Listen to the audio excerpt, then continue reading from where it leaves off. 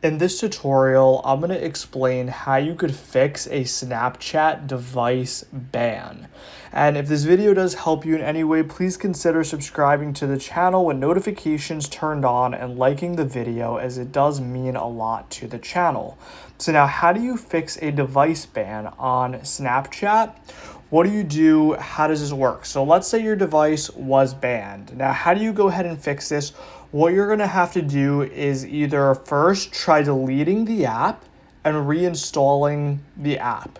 That's the first thing you could try doing. Delete the app, reinstall it. Another thing you could try is updating the app.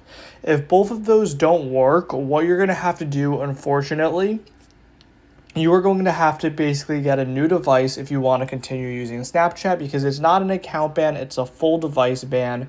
So that's another way around it, which is unfortunate, but if it doesn't work by deleting the app and reinstalling it, that's what you're going to have to go ahead and do.